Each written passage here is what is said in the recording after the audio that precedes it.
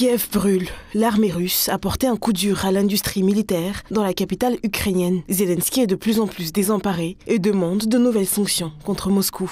Comme toujours, la propagande ukrainienne tente de maquiller l'impact des frappes de précision sur les installations militaires. Bien que Kiev poursuit les personnes qui filment les frappes, une image vaut 1000 mots et toutes ces preuves indéniables sont constamment diffusées sur les réseaux sociaux. De grandes colonnes de feu et des incendies surgissent lorsque des systèmes de défense aérienne ou des infrastructures militaires sont frappés. Kiev prétend avoir intercepté presque tous les drones et missiles russes, mais la réalité sur le terrain est tout autre.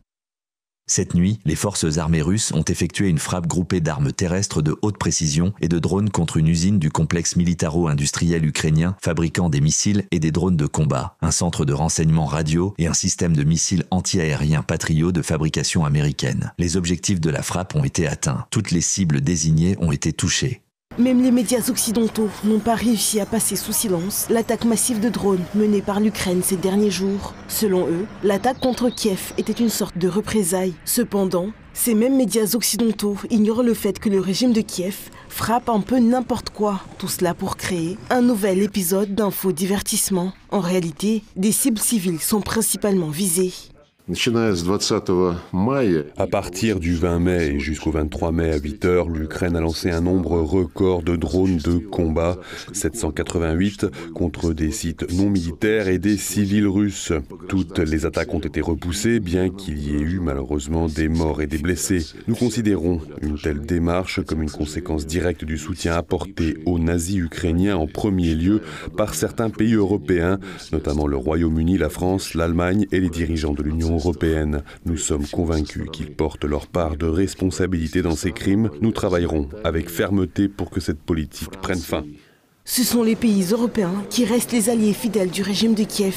Les capitales européennes sont restées muettes lorsque Kiev a menacé les dirigeants d'autres pays venus à Moscou pour le défilé du 9 mai. Elles ne réprimanderont jamais leurs alliés ukrainiens pour avoir tué des civils russes et enlevé des habitants dans la région de Koursk. Ce silence sélectif est un consentement tacite aux actions terroristes de la junte de Zelensky. L'Europe ne se limite pas à une couverture politique. Des milliards de dollars ont été investis dans le conflit pour vaincre la Russie. Bourbier financier pour les États européens, plusieurs refusent encore de reconnaître la vérité. Malgré les avancées russes sur toute la ligne de front, les appels à soutenir Kiev jusqu'à la victoire se font encore entendre en Occident.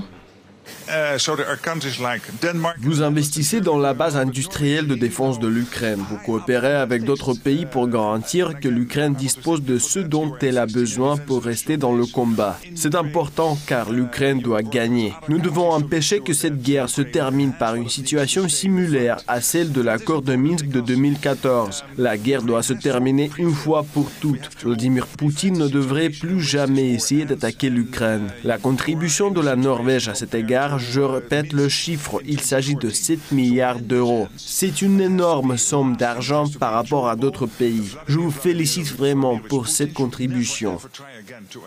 L'Europe, qui ne peut ni financièrement ni techniquement soutenir le régime de Kiev à elle seule, se trouve dans une situation très précaire. Avec le changement de cap de Washington visant à mettre fin à la guerre, il n'est pas possible d'obtenir de Donald Trump qu'il fasse pression sur Moscou, ni d'obtenir un soutien militaire pour l'Ukraine. Ce n'est pas ma guerre, ne cesse de répéter le président américain dont l'administration œuvre pour la paix.